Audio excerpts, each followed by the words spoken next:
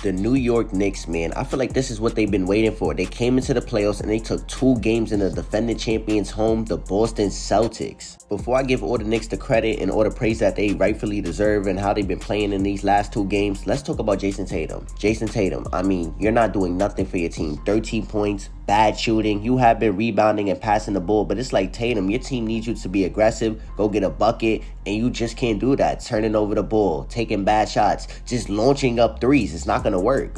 The same thing goes for guys like Derek White and Jaylen Brown. You guys are just constantly throwing up threes. I know it's probably part of the game plan. Your coach is telling you to do it. But when the game is getting tight, you guys just can't keep throwing up threes because the Knicks, they're going to play great defense and defend the Celtics well because all they know is that you guys want to shoot threes. So they're living with that and they're getting good contestants on it. But let's get back to the New York Knicks. So the New York Knicks, Jaylen Brunson, he has been phenomenal in the clutch. OG, he's been great on defense. I think he's played really great defense on Tatum and Brown at times. But I have to talk about Mikal Bridges. Mikal Bridges in the first quarter, 0 points. In the second quarter, 0 points. In the third quarter, 0 points. But when it came down to the fourth quarter and they needed somebody other than Brunson to get them buckets, he came up big. 14 points, 6 of 10 from the field, 70% true shooting, all in the fourth quarter. And he played amazing defense. And in back-to-back games, he got a clutch stop on Jaylen Brunson. Not Jaylen Brunson, my bad, guys. Jaylen Brown and Jayson Tatum.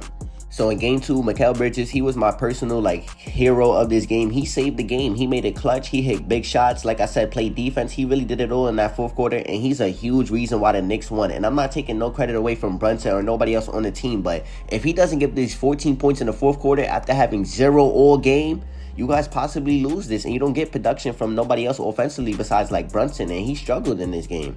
But one thing I will say about Jaylen Brunson is clutch player of the year. He rightfully earned that award and he's showing it in the playoffs versus great teams. The Pistons just last series, now the Celtics in their home stadium. He's doing this, Jaylen Brunson. And mind you, the Boston Celtics, they legit have 5 guys who could play defense. Every single one of them. Even Al Horford could play defense at times. I know Jaylen Brunson, he likes that matchup. But out of everyone on the Celtics, I'm even going to go at Al Horford. So, you feel me? But Jaylen Brunson in the clutch, he's a clutch player. He's been coming up big for his team. I seen him hit tough shots on Jrue Holiday, Al Horford, everyone. It doesn't matter. And that fourth quarter is like a switch that turns on and he gets going, literally. Like I said earlier, Jaylen Brunson, he did have a bad game. In the first quarter, he only had 2 points. Second quarter, 5 points. Third quarter, 1 point. But in that fourth quarter, like I told y'all, this is why he's clutch player of the year. 9 points, 50% from the field, 3 of 6 from the field. He did everything he could for his team to win, and he had many players around him that helped him win, and they got it done.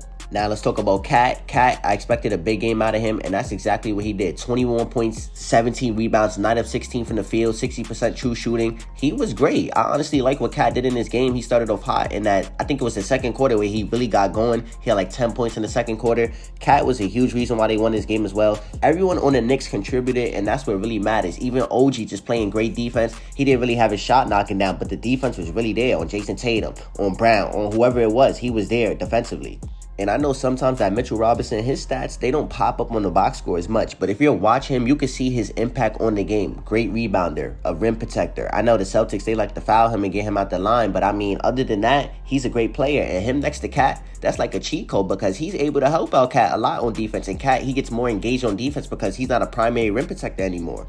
Josh Hart, 23 points, 6 rebounds. He's always a great role player to me, in my opinion. And I always speak highly on Josh Hart. So I really don't have too much to say, but great game from him. And I know what everyone's thinking. You guys don't want to overreact. But I mean, when you have a Knicks team who just came into the defending champions home, beat them in 2 games where they were up 20 points, how can you not overreact? They have a 2-0 lead on them in this series now. And they're going back to MSG. How can Knicks fans, how can everyone not overreact to this? The Celtics, they're a team that beat the Knicks 0-4 in the regular season. So this happening right now is just surprisingly shocking. And this is the first time they beat the Celtics all year long. And it's in the playoffs when it really matters. And they have a chance to win the series. And in game 1, I did say this, but I don't know if the Celtics are going to shoot the ball this bad. But I said that, and then in game 2, it happened again. So who knows what's going to happen. But one thing I will say is Jayson Tatum, he does need to step up for his team. He needs to make them better because without him, with him playing like that, it's really just bad for his team. It's like he's not giving no production. He is rebounding the ball. We're seeing it. But other than that,